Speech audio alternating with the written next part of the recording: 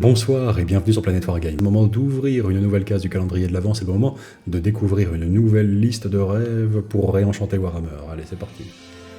On va faire une liste de cornes aujourd'hui, une liste de démons de cornes, et ce sera vraiment pas une liste qui fera dans la finesse, clairement, à tous les niveaux, modélisme, achat même et jeu.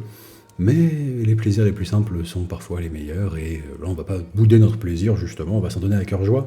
On va se baser sur l'ossature très solide au demeurant de 7 Combat Patrol. Alors toutes sont bonnes, les combats de patrol, bien sûr, c'est de bons moyens de démarrer une armée, il y a même un mode de jeu vraiment avec ça, bien sûr.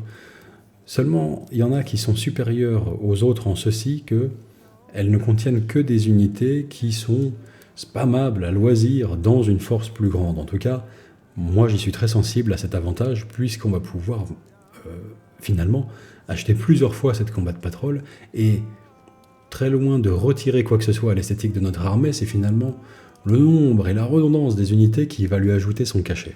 Ça va être le cas vraiment avec cette combat de patrol. On n'a guère que le petit maître de sang là devant le sanguinaire spécial, le héros, qui x3. Voilà, ça sera peut-être un petit peu répétitif, mais en même temps ça reste jouable, il vous fera remarquer. Donc c'est quand même un avantage vraiment par rapport à des combats de patrol où ça contient un héros épique, donc qu'est-ce qu'on va faire avec ça? Voilà, 3 fois Farsight dans sa force? Oui, non, je crois pas. Vraiment. Bon, là on n'a rien de tout ça. L'idée c'est quoi? L'idée c'est de proposer à notre adversaire cette expérience de jeu là. Voilà ce qu'on va lui mettre dans la gueule. Et ce sera le plus heureux des hommes s'il est normalement constitué, s'il est digne vraiment d'être appelé Wargamer. Ça, normalement, c'est... Je crois que ça se passe de mots, en fait. Ça se passe de mots. Il n'y a rien d'autre à dire. Bon. Comment mettre ça sur pied? C'est très simple. On va spammer cette combat de patrol x3. x3, c'est ce qu'il faut pour une bonne mesure. C'est là où on commence à rentrer dans des catégories sérieuses. 30 chiens de cornes, c'est peut-être l'argument principal pour faire cette liste. 60 sanguinaires, c'est le maximum que l'on puisse légalement mettre dans une liste sans briser les règles. Et dans les deux cas, les 30 et les 60, ça me paraît être le minimum aussi pour atteindre ce stade-là, rêvé. Là.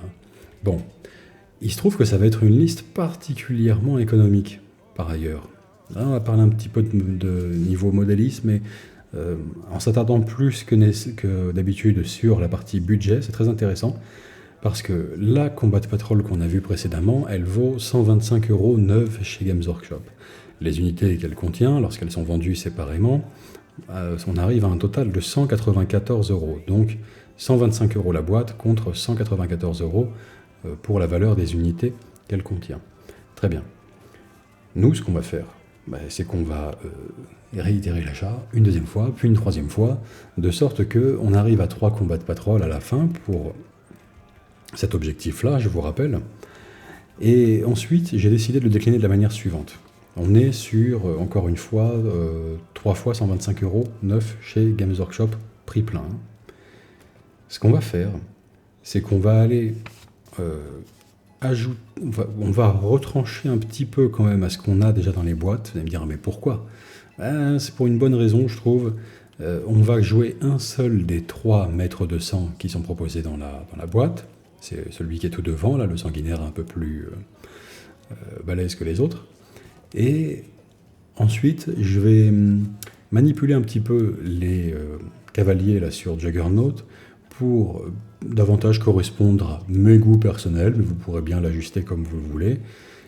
Personnellement, moi, le fait d'en avoir 9, mais de ne pas pouvoir le jouer en unité de 9, car on peut les jouer que par unité de 3 ou 6, et que l'unité elle-même contienne un petit peu façon Warhammer Battle, la traditionnelle, un champion, un porte-étendard, un musicien, ça induit 2 choses chez moi, pour ce qui relève de, je sais pas, ce que j'appellerais la méta-esthétique, si vous voulez. J'ai pas envie d'avoir d'unité que de 3, parce que j'ai pas envie d'avoir d'unité avec un champion, un porte-étendard, et un musicien qui joue pour qui? Pourquoi est-ce qu'on dresse cet étendard? Pourquoi est-ce qu'on joue cette musique? Ça sert à quoi? À rien. Il y a pas, le public n'est pas là, le public c'est le reste de l'escouade. Bon, donc je vais en jouer une unité de 6 seulement. Je ne vais pas utiliser la 3e unité de 3 chevaucheurs de Juggernaut. À la place, je vais utiliser cette boîte en revanche pour me faire un maître des crânes qui est un héros sur son Juggernaut. Donc j'ai deux Juggernauts en réserve que je me garde de côté. Voilà. On aura peut-être l'occasion d'en parler plus tard, il y a des moyens de les utiliser un petit peu autrement, mais en tout cas ce qui compte c'est que ce faisant, d'abord je me fais l'unité de chevaucheur de Juggernaut que je trouve la plus aboutie visuellement, c'est-à-dire que oui on a l'état-major avec les 3 qui ont un rôle précis, mais on en a aussi 3 en remplissage derrière, et pour moi tout à coup ça fait sens, et en plus on s'ajoute ce héros sur Juggernaut également, et on a vraiment une unité monstrueuse en fait, hein. On le verra plus tard dans la partie règles, mais qui est en plus parfaitement cohérente visuellement. Accessoirement, alors faut vous dire que c'est pas tant un gâchis que ça, parce que en vérité c'est 120 points les 3 chevaucheurs du Juggernaut, et 105 points le héros. Donc moi je prends la boîte avec les 3 à 120 points, et j'en fais un héros à 105. Voilà, je gâche 15 points si on veut, en termes de jeu. Et je ne me priverai pas d'utiliser ça et là les petites pièces de mes Juggernauts et des chevaucheurs dessus, ainsi que celles des héros de sang là, qui sont devant, pour me faire des trucs sympas dans mon armée. N'empêche que, en faisant cette économie de points modeste au demeurant, eh ben, je me réserve quand même la place pour un buveur de sang. Ouais. Alors le buveur de sang, ne nous montons pas, il va un peu plomber notre budget.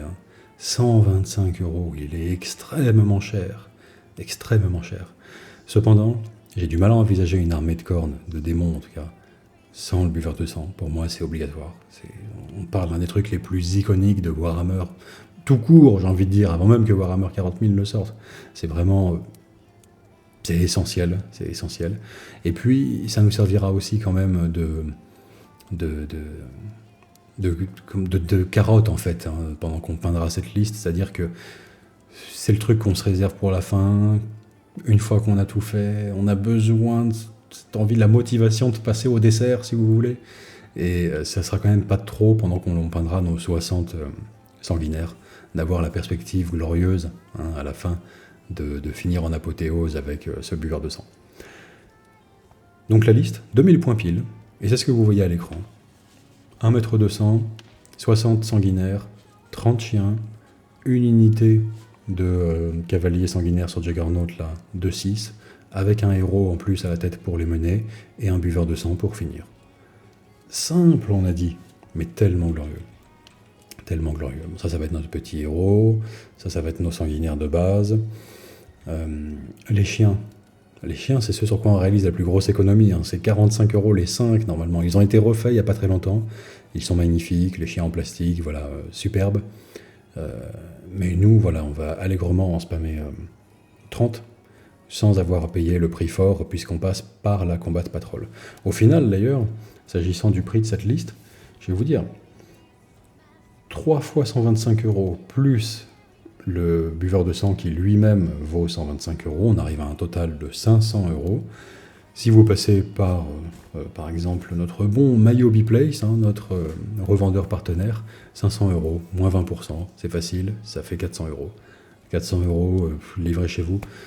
Honnêtement, ça va faire partie des listes pour lesquelles, même si j'ai l'habitude de recommander d'acheter d'occasion à chaque fois que c'est possible, parce qu'il y a des trucs glorieux, vraiment à une fraction du prix du neuf, enfin, c'est extraordinaire des fois.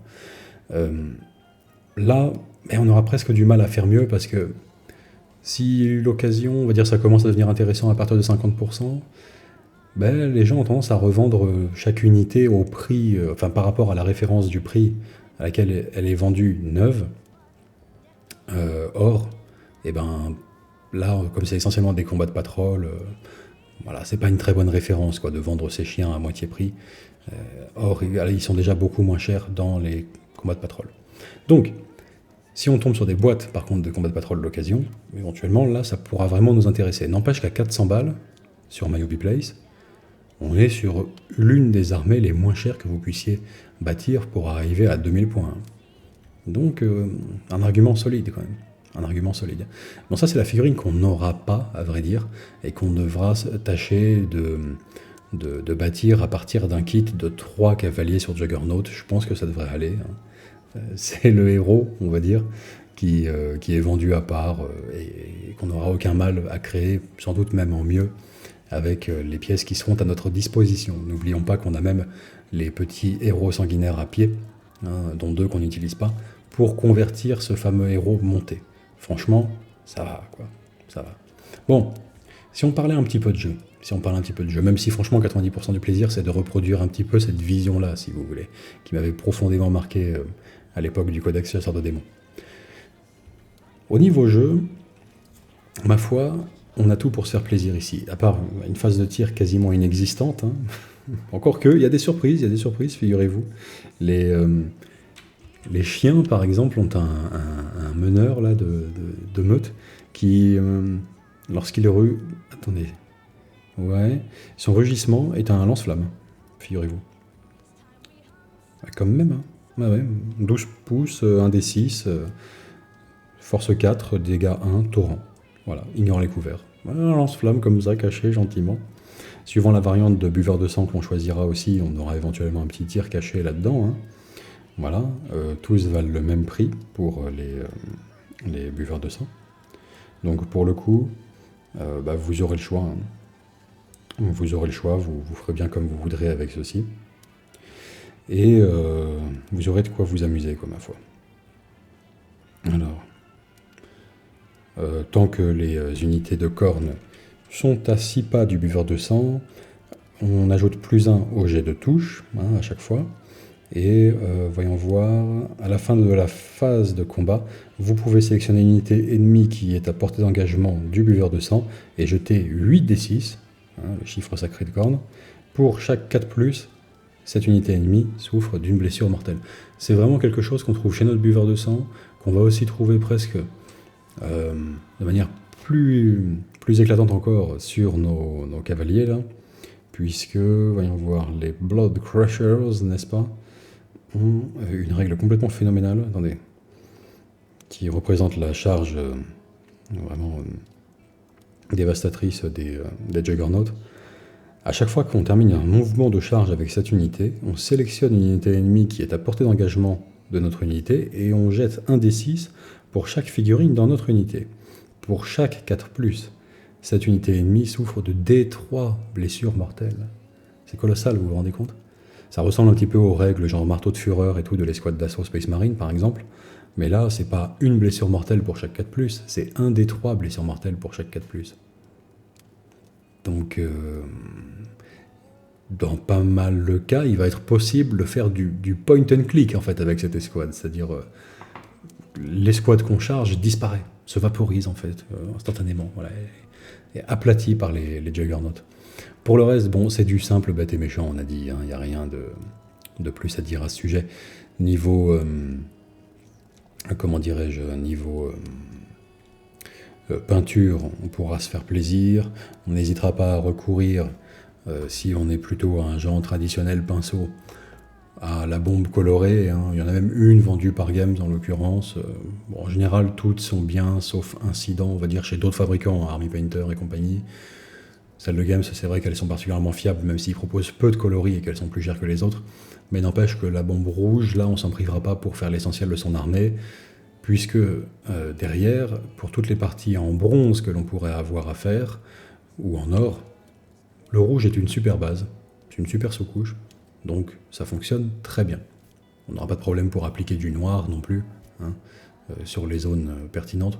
Si bien que, à la fin, je me demande même si on peut pas se faire un petit truc intéressant à base de, si on est pressé, si on a envie du simple et efficace, tenter un petit sous-couche rouge, on a dit, éventuellement brossage orange juste sur l'épée, enfin sur toutes les figurines ou sur l'épée si on veut, mais c'est ça qui m'intéresse en particulier. Et l'épée ensuite, on vient foutre, faudrait jouer un petit peu avec des contrastes Black Legion et Black Templar pour voir s'il n'y a pas moyen que, appliqué sur une sous-couche rouge rehaussée de orange, ça nous fasse le petit effet comme ça de lame d'obsidienne, mais qui brûle d'un feu intérieur, qui a des reflets orange.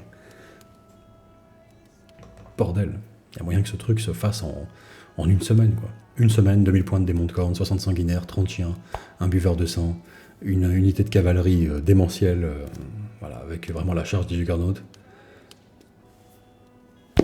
Bon, je crois que j'ai tout dit, il n'y a pas besoin d'insister. C'est simple aujourd'hui, Mais voilà, on va pas bouder notre plaisir pour autant. Franchement, c'est du bon. C'est du bon. Sur ce, je vous dis bonne peinture, bon jeu. Je crève d'envie de faire cette liste maintenant, là. Je pense qu'à terme, il faudra que toutes les listes d'armées que je présente ici, et qui restent juste pour l'instant de la branlette au coin du feu, hein, ne mentons pas, soit... Ouais, un jour, il le faudra pour le studio. Il faudra que j'ai toutes ces forces en réserve d'un côté pour... voilà. Pouvoir dégainer un truc à chaque rapport de bataille, ce serait glorieux. Bon, enfin, bonne peinture, bon jeu, à la prochaine. Ciao.